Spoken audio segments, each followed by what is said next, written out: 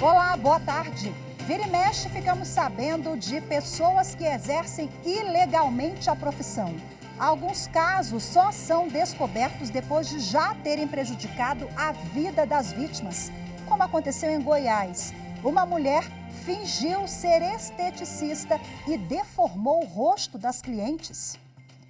Eu sou Rafaela Vivas e o exercício ilegal da profissão é um dos destaques do dia. Agora vamos aos demais. O Supremo Tribunal Federal confirma que presença de advogados em centros de conciliação é facultativa. Seminário Internacional de Segurança Cibernética das Cortes Superiores.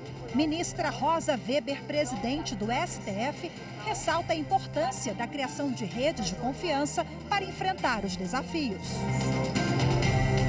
E ainda, Maria da Penha vai à escola, chega aos adolescentes chavantes da comunidade de Sangradouro, em Mato Grosso.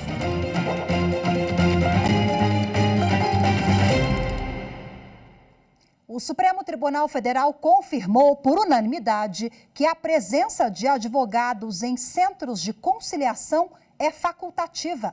O julgamento foi em plenário virtual. Acompanhe mais detalhes com Anderson Arcoverde. O plenário virtual analisou uma ação do Conselho Federal da Ordem dos Advogados do Brasil contra a norma do Conselho Nacional de Justiça. A OAB argumentou que a possibilidade de permitir que não seja obrigatória a presença de um advogado ou defensor público nos centros de conciliação afasta a garantia fundamental da defesa técnica. O relator, ministro Luiz Roberto Barroso, destacou que o profissional é indispensável à administração da justiça, mas que isso não significa que a pessoa maior e capaz precise estar assistida ou representada por um advogado para todo ato de negociação.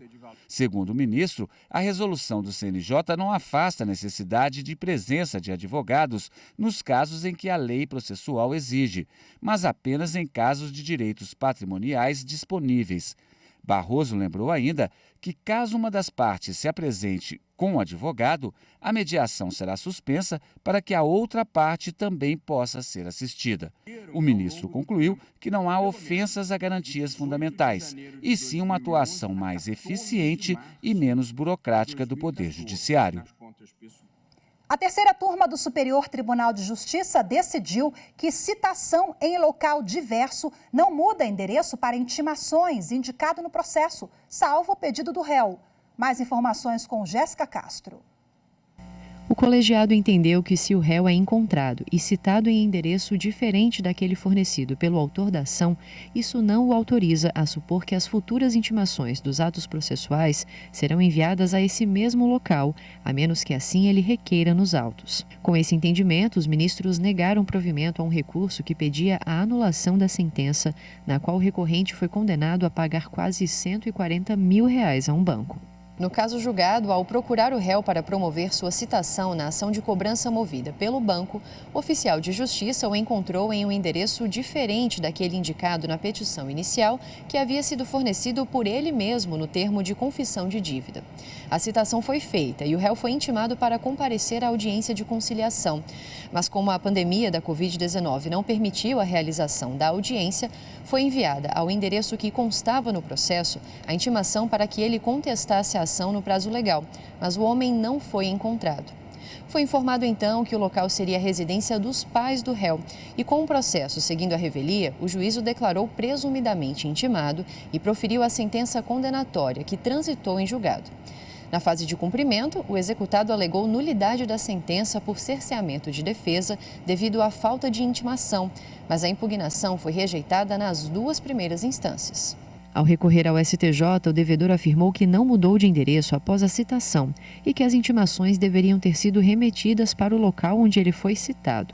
Para o relator do recurso, o ministro Marco Aurélio Belize, o fato de o banco ter indicado para a citação o endereço fornecido pelo próprio réu torna insubsistente o argumento de que seu endereço correto não teria sido informado no processo. O ministro disse ainda que, caso a parte pretendesse receber as demais intimações em local diferente do que foi indicado na petição inicial, deveria tê-lo comunicado ao juízo. Em outra ação, a terceira turma do Superior Tribunal de Justiça decidiu que um avalista que tomou empréstimo para saldar dívidas sozinho não pode cobrar encargos do coavalista. As informações com a repórter Marina Campos. Por unanimidade, o colegiado decidiu que, na hipótese de aval simultâneo, o avalista não tem o direito de exigir do coavalista, em ação de regresso, a sua parte proporcional nos encargos de empréstimo contratado exclusivamente para liquidar o débito avalizado. De acordo com o processo, 2 empresários prestaram aval simultaneamente em favor de uma empresa. Cobrado, um dos avalistas pagou a totalidade da dívida e, em seguida, ajuizou ação de regresso contra o coavalista. Além da metade do valor da obrigação avalizada, o autor da ação cobrou a metade dos encargos de um empréstimo que ele contratou exclusivamente para liquidar a dívida. O juízo de primeiro grau julgou a ação parcialmente procedente, condenando o coavalista a pagar sua parte em relação à dívida liquidada, mas afastando o dever de dividir os encargos do empréstimo contratado. O Tribunal de Justiça de São Paulo entendeu que o réu não foi parte do contrato celebrado para quitar a dívida original e, portanto, não poderia ser submetido aos seus encargos. A ministra Nancy Andrighi, relatora do recurso no STJ, explicou que a eficácia do aval se limita àquilo que foi pactuado, salvo se houver uma estipulação negocial em contrário. Desta forma, para o colegiado, o direito de regresso do avalista que paga sozinho toda a dívida garantida abrange apenas aquilo que foi objeto do aval, na proporção da cota-parte de cada um.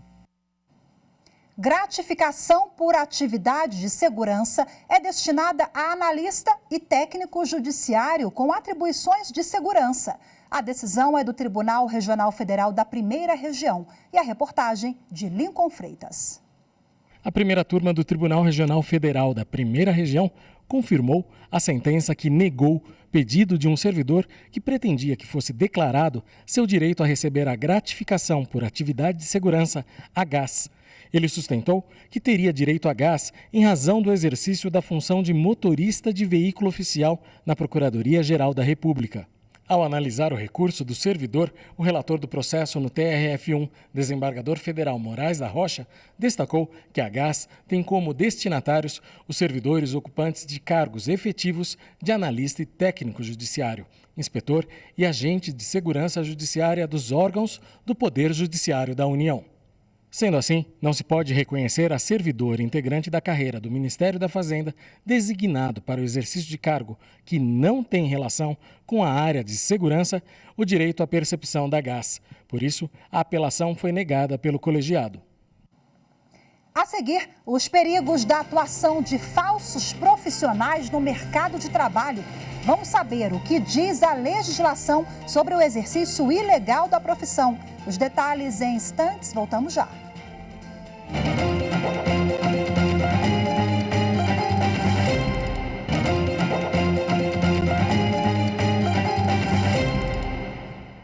Com as redes sociais e a exposição cada vez maior da imagem, os procedimentos estéticos ficaram ainda mais populares. Na busca pela beleza, muita gente acaba se deparando com uma grande ameaça. Falsos profissionais que atuam no mercado e muitas vezes causam danos graves aos clientes. Acompanhe os detalhes na reportagem de Amanda Mustafa. Lipoaspiração, aplicação de botox, harmonização facial. Procedimentos estéticos são oferecidos de diversas maneiras por diferentes preços. Só que por trás de uma oferta tentadora pode estar um grande risco: os falsos profissionais. Em Roraima, Alzenir Vitor da Silva morreu após passar por uma lipoaspiração feita por um falso médico e uma técnica de enfermagem. O caso aconteceu no início do mês e o casal investigado se entregou à polícia nesta semana. Em Goiás, a polícia investiga Karina Jéssica Gomes Souza, de 34 anos. Ela se passava por esteticista para fazer procedimentos estéticos em Goiânia. Karina não possui formação de ensino superior. ela falsificou diplomas para dizer que era pós-graduada em estética. As vítimas tiveram o rosto deformado. O exercício ilegal de medicina, odontologia ou farmácia é crime previsto no Código Penal. A pena é de detenção de 6 meses a 2 anos. Se o crime é praticado visando lucro com a falsa atividade, também pode ser aplicada multa. E dependendo das consequências para a vítima, o falso profissional ainda pode responder por lesão corporal ou homicídio. O Código Penal admite a possibilidade de acordo de não persecução penal em casos em que a pena mínima é inferior a 4 anos e não tenha havido, por exemplo, uso de violência. A Lei de Contravenções Penais também estabelece como crime exercer profissão ou atividade econômica ou anunciar que a exerce sem preencher as condições legais para o exercício. Bom, e agora para a gente repercutir essa questão, eu converso ao vivo de forma remota com o advogado Berlink Cantelmo, que é especialista em ciências criminais e em gestão de pessoas com ênfase em competências do setor público. Seja bem-vindo, muito boa tarde. Boa tarde, Rafaela. Boa tarde a todos os espectadores da TV Justiça. É uma honra, satisfação imensa. Estou aqui à disposição de todos. Prazer é todo nosso, doutor Berlink. Vamos lá, esse caso agora mais recente da falsa esteticista lá em Goiás reflete o que, infelizmente, nós temos visto com frequência nos últimos meses, o exercício ilegal da profissão por parte desses profissionais que atuam com estética, né? É claro que tem muita gente bacana que faz um trabalho excepcional, mas falsos profissionais estão por aí. Qual é o alerta que tem que ficar para o consumidor também, quando procurar essas clínicas, né? Bom, Rafaela, além de um alerta, eu parto do pressuposto de que vivemos atualmente sob um movimento de oferta e procura em razão de uma curva crescente da exposição, de uma curva crescente da busca por posicionamento digital através de branding, através de imagem performática, e isso, obviamente, tem aberto um precedente para determinados profissionais, entre aspas, se arvorarem especialistas em procedimentos estéticos que, de fato, não estão correlacionados à sua formação. E alguns outros que, inclusive, querem exercer esse tipo de atividade sem sequer terem uma titulação própria voltada para a parte estética ou para a própria parte de saúde, como os médicos ou como algum dentista nesse sentido, e, enfim, acabam por submeter determinadas pessoas a essa circunstância nefasta. E a vítima disso, obviamente, carrega consigo não só a marca física, estrutural, mas também a mácula sentimental com relação a um procedimento que redundou num insucesso com relação à expectativa, né? E aí, doutor Berlink, se essa pessoa morre ou se o procedimento pode provocar um dano ali à saúde, além do estético, enfim, no caso de um agravamento, essa pena ela pode ser aumentada, porque que é crime, isso é fato, é crime, o exercício ilegal da profissão.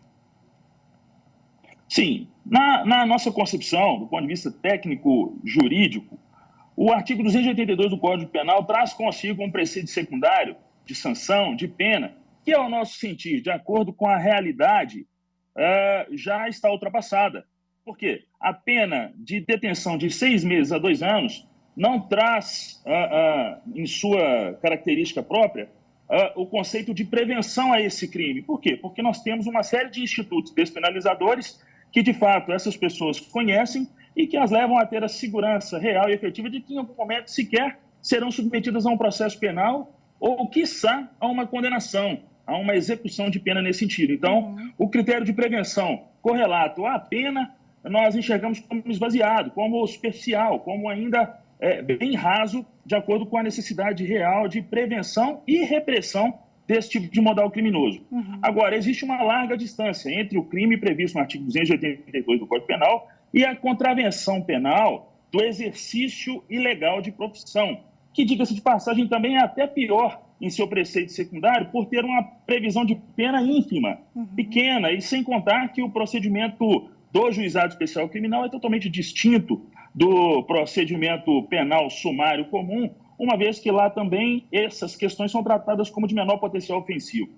Na nossa concepção, é lógico que além de cometer o crime previsto no artigo 282 do Código Penal, temos que levar a efeito também uma análise própria da questão da integridade física, da integridade corporal, no sentido de existir ou não uma lesão corporal dolosa ou culposa e até mesmo um homicídio doloso ou culposo, caso, vou trazer aqui uma situação hipotética, um médico se submeta submeta um paciente a um procedimento pelo qual ele não é especialista. Vamos supor que ele seja clínico geral e submete um paciente a esse procedimento estético do ponto de vista dermatológico. Ele comete ali o crime de exercício irregular da profissão. Na verdade, a contravenção afeta o exercício irregular e não ilegal. Por quê? Porque ele tem uma titulação, porém não tem as credenciais profissionais próprias para executar aquela atividade. Credenciais próprias, inclusive, é um termo trazido do direito americano e que serve, inclusive, de alerta para as pessoas que procuram esses profissionais para fazerem um levantamento prévio, uma pesquisa, uma investigação profunda sobre a vida pregressa acadêmica desse profissional para saber se ele reúne as credenciais profissionais e que, de fato, o levem a ser considerado um especialista nesse tipo de intervenção. Perfeita a sua colocação agora. Eu vou aproveitar o gancho para tocar num tema sensível, porque essa clínica em Goiânia, a gente está falando sobre esse caso concreto, mas serve para outros estabelecimentos também. A clínica foi fechada, mas os dirigentes disseram que não sabiam que essa profissional não estava apta, porque ela apresentou documentos falsos, é claro, né? Mas a clínica, essa é uma argumentação factível aqui, é claro que cada caso é um caso, mas a clínica se eximia dizendo, olha, eu sublocava o espaço e não sabia que a profissional não tinha ali essa credencial porque ela me apresentou documentos. Não é bem assim, precisa fazer uma aferição mais profunda, né? Olha, Rafaela, obviamente que cada caso é um caso e nesse sentido nós partimos do pressuposto de que a clínica talvez tenha sido ludibriada de alguma forma. É uma hipótese. Porém, é óbvio também que, por outro lado, qualquer clínica que se considere séria do ponto de vista mercadológico, deve necessariamente conhecer o que, de fato, as pessoas irão fazer no seu espaço. Ou, eu subloquei um espaço para um profissional. Tudo bem, existe um critério de reputação por trás disso que necessariamente também precisa ser avaliado. Então, cada caso é um caso, mas óbvio que em algumas circunstâncias existirá, de fato, uma corresponsabilidade, uma responsabilidade compartilhada nesse sentido.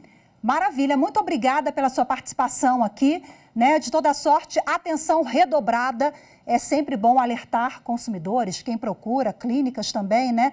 Ligar o alerta aí e procurar apurar bastante antes de fechar o negócio aí, fazer o procedimento. Doutor Berlink, muito grata pela participação, boa tarde para o senhor, viu? Rafaela, eu que agradeço a você, a toda a produção e a TV Justiça tem sempre a minha participação, porque eu estou aqui à disposição de vocês. Podem contar comigo. Obrigada, um abraço, tchau, tchau. A seguir, as informações sobre o Seminário Internacional de Segurança Cibernética nas Cortes Superiores. Eu volto já.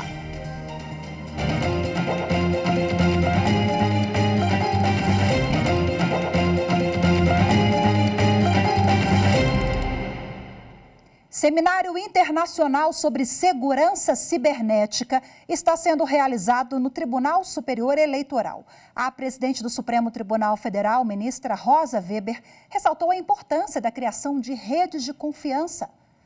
Acompanhe agora como estão sendo os debates e como foi a abertura do seminário na reportagem de Renato Rosa e Carolina Chaves.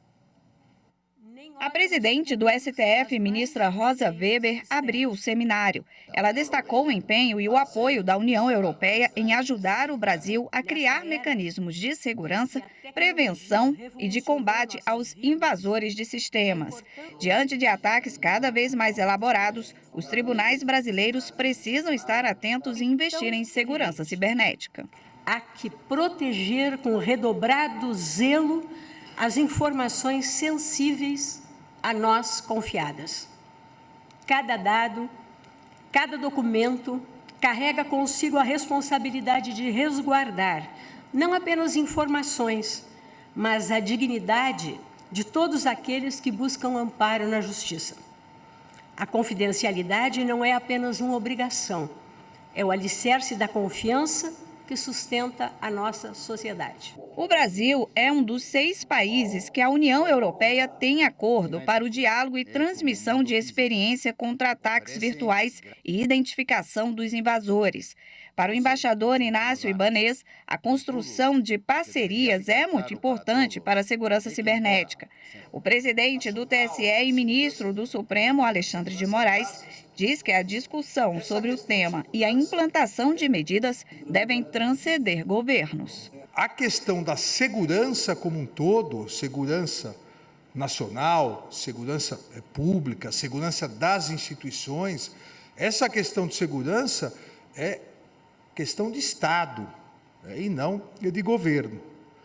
Então, seminários e estudos como esses mostram a importância de nós investirmos em segurança, especificamente aqui em segurança cibernética. Hoje os painéis de debate começaram às 9 da manhã, com temas como gestão da proteção de dados e políticas públicas de certificações.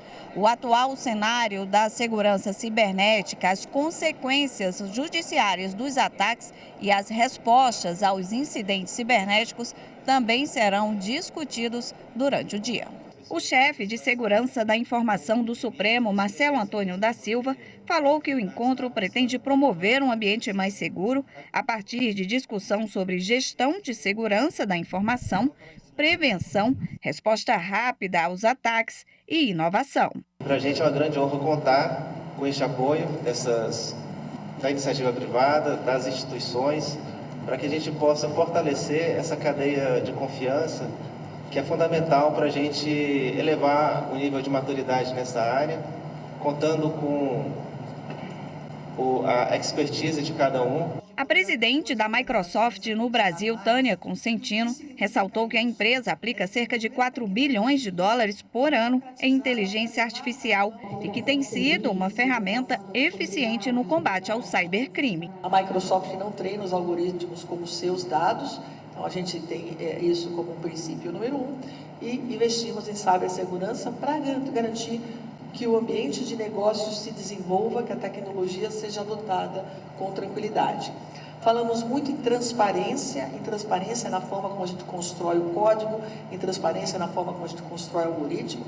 Temos aqui em Brasília um centro de transparência, onde compartilhamos código e código-fonte com o governo, então está disponível para vocês visitarem. E, por fim, falamos em IA responsável.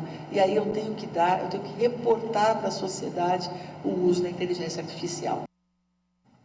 O Poder Judiciário de Mato Grosso levou o projeto Maria da Penha Vai à Escola aos adolescentes chavantes da Escola Estadual Indígena São José, localizada na comunidade de Sangradouro. Acompanhe na reportagem de Maritza Fonseca. Uma viagem diferente a caminho da aldeia indígena Sangradouro, em Mato Grosso. A 55 quilômetros de Primavera do Leste e mais de 250 quilômetros da capital. Vista do Alto, a maior e principal aldeia do território chavante, que possui uma área de 100 mil hectares, chama a atenção pelo estilo peculiar, bem no meio da floresta. E foi neste cenário que a equipe do Judiciário Estadual desembarcou pela primeira vez com o projeto Maria da Penha Vai à Escola, para uma roda de conversa com crianças e adolescentes da Escola Estadual Indígena São José.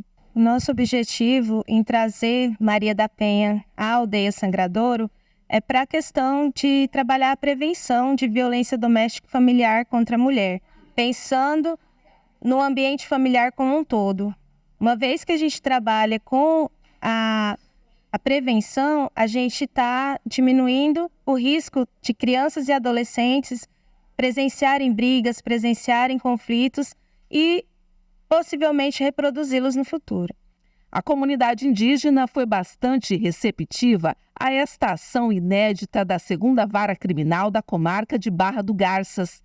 O material todo impresso em português e também na língua chavante foi produzido especialmente para a roda de conversa e ajudou na comunicação com os indígenas. Foi muito legal, né?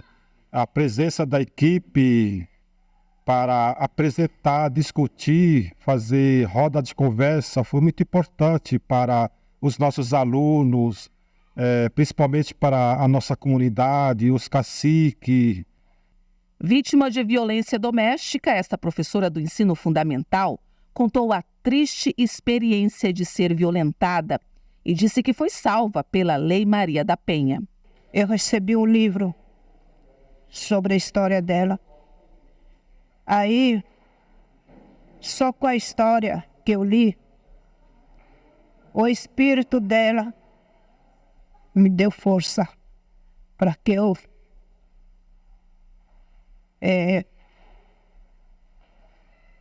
chegasse na delegacia e fazer o BO. A violência contra a mulher não tem distinção de idade, classe social ou cor. Não atinge somente as mulheres, mas também os filhos e as famílias como um todo. E na roda de conversa na aldeia indígena, eles puderam tirar dúvidas sobre relacionamento abusivo, o que vem a ser a violência contra a mulher, como identificar e onde buscar ajuda. Como nós vimos agora crianças pequenas, que daqui uns dias, uns anos, se voltar, se Deus quiser, que a gente volte outra vez a ter essa participação novamente, as crianças já vão estar grandes. Aí já vão ter mais ideias profundas na mente deles, na cabeça, o que Maria da Penha fazia, o que ela montou no mundo todo. A ação de inclusão do Judiciário mato-grossense reuniu mais de 100 indígenas. Sorridentes e curiosos, eles ouviram atentos sobre o assunto. O jovem chavante de 12 anos entendeu a mensagem. É ruim, né, ver mulher sendo agredida pelos homens, né? Que graça, que reportagem bacana, potente para a gente terminar o jornal de hoje. Certamente esses adolescentes chavantes serão multiplicadores da informação, da conscientização. Muito obrigada pela sua companhia. Boa tarde, ótimo fim de semana. Até segunda-feira, pessoal. Tchau, tchau.